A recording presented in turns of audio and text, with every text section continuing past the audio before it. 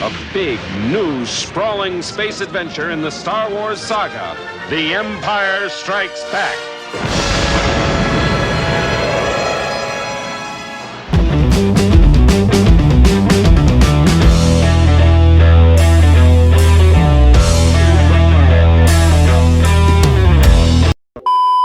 So yeah, let me just get it off my chest. Empire Strikes Back is one of the most highly revered sequels in the Star Wars franchise, and of the most highly acclaimed, highly praised sequels of any movie that ever come out. And I'm not one of the ones who see it as the best of the series. Many people see it as the best of the original trilogy of Star Wars films. Me, not so much. I've always found this movie to be, I wouldn't say kind of boring, but it has its cool parts, but to me it doesn't lead up, it just it's just an in-between cool to what you want to see in the third movie, which that's what I want to see. What I want to see in the third movie is what I want to see after that. It's just kind of it's like how Rogue One is to, so you have Revenge of the Sith, and then you have Rogue One, and then you have A New Hope. It's basically what it is, in my opinion. And some people might not see that, but I've always liked Return of the Jedi a lot more than I've loved Empire Strikes Back. But I will talk about that in a little bit. But yeah, Empire Strikes Back, this is a big one. Everybody loves, and I get the appeal. Again, we have a lot of amazing talent on display, and yeah, let's just dive into it. One of the main positives, again, like I says, the acting and the cast and everything, all the miniatures, all the work that went into these movies, it's just fantastic. The matte paintings, the design of everything, the look of Cloud City. We get another couple additions to the cast. We get Billy D. Williams as Lando Calrissian, who was later played younger by Donald Glover, or Childish Gambino, whatever you know him as. And he's great. Williams decided to take his own spin on the character. He didn't make him of lack of better words, he didn't act black. And I say that, people say that's offensive. No, what do you call it? Producers and studios, they'll be like, can you ham the character up more? I say it a big example, but an example of this is, what was it? Gabriel Iglesias was talking about him voicing a car, and a car is supposed to be Mexican. And so he made they say, can you do it more Mexican? And they made him basically do the Mexican thing, but they added, kind of amp it up a little bit. And he didn't do that in this movie. He was cool, he was calm, collected, had a little bit of swagger to him. He was very well presented. Everybody in these movies is kind of, aside from like Yoda and, I mean, really, less the people that are stuff like Mos Eisley, but everybody's really well presented. But Lando, he just has such a cool swagger to him. Billy D. Williams does a great job. The last movie he was in, I haven't watched any of the TV shows, but remember the last movie I saw him in, he was in The Rise of Skywalker, and he still looks good as Lando. There's kind of maybe she is, maybe she isn't, of the girl in that movie being the daughter, but we'll talk about that when we do Rise of Skywalker, which that movie, I hate that movie. But yeah, I would say he's one of the standout ones. We also get introduced to Yoda in this movie, which is a big deal. Obviously, people, years and decades of the Yoda impression. I'm not going to do it for you now because it's terrible, and plus my voice hurts.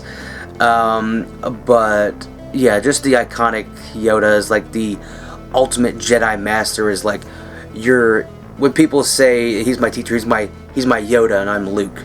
It's like that's how iconic that character is. When you want somebody who's wise, somebody who's a teacher, somebody who's in charge, he's the Yoda, you know. And I thought that's kind of cool. And plus, obviously, he has that unique voice, which gives him a lot more character.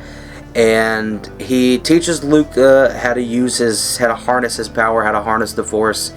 And yeah, I think it's an amazing addition to the cast, and we get introduced to why he's there in the prequels, but we see he's kind of like this weird hermit character.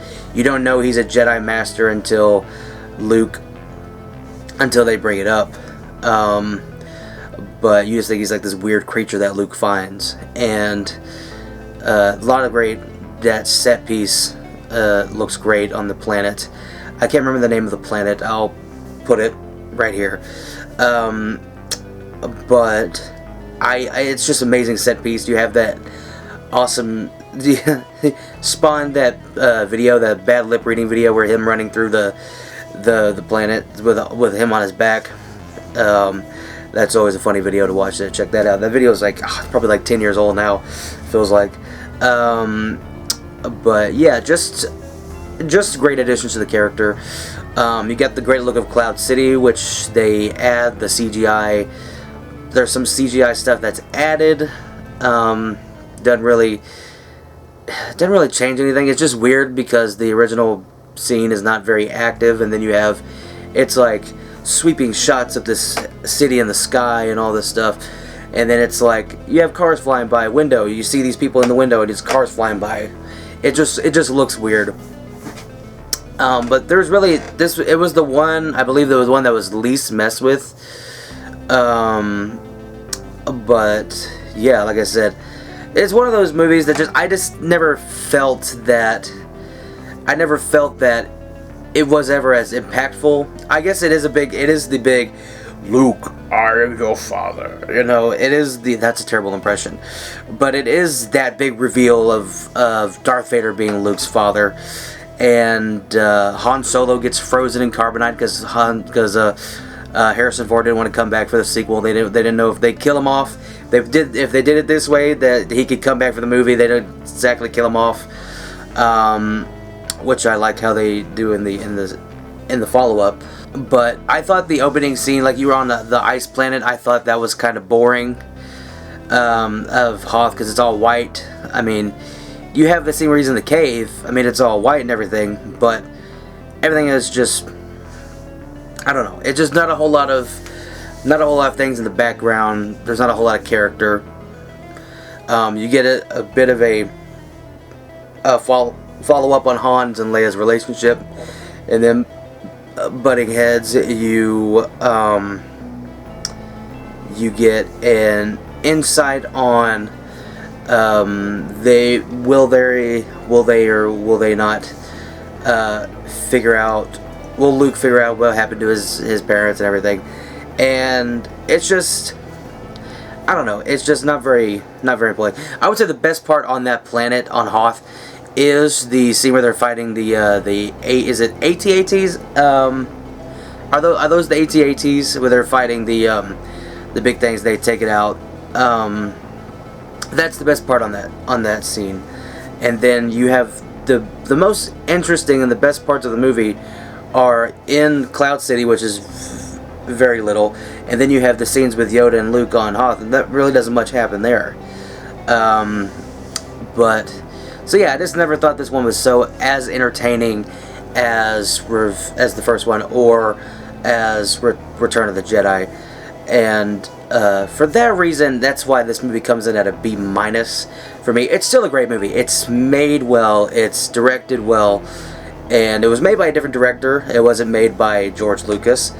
George Lucas had technical input, but it was directed by somebody else, so that gave the movie a little bit of a different direction.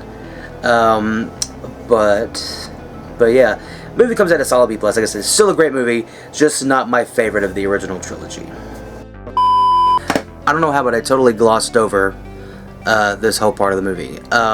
The fight between Darth Vader and Luke Skywalker, I talked about him revealing that it's his father, but the fight between Vader and Luke Skywalker is a fun part of the movie, where you see them fight. You kind of see Vader's trying to get us use your anger, kind of get him towards the dark side, and they do that more in the third movie, where he's in black and you think he's going to be a bad guy.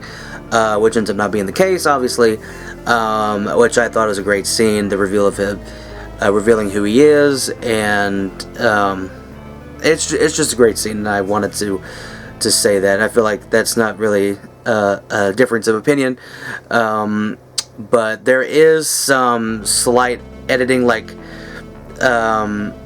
in different versions he's like screaming all the way down, and some where he just falls, and just some minor changes, but yeah, I just want to say, great scene, and it's one of the most iconic in the trilogy and the series in general. So, but what do you guys think? I'm probably going to get yelled at in the comments for this not being my favorite, but what do you guys think? What do you think of Empire Strikes Back? Do you like the movie? Do you think it's better than the best of the trilogy? Do you think it's the worst of the trilogy? Which I don't think that's going to be most people's opinions. But what do you think? Let me know what your thoughts are in the comments below. And give me your opinions on the next movie we're about to talk about, which is Return of the Jedi. We will talk about that soon. I don't know if it'll be at the end of this month, which is January. Maybe we'll start at the beginning of February, but we'll see. It's just been crazy. Life's just been kind of crazy for a little bit. So thank you for watching. Hope you enjoyed this video, and I'll see you in the next one. Bye.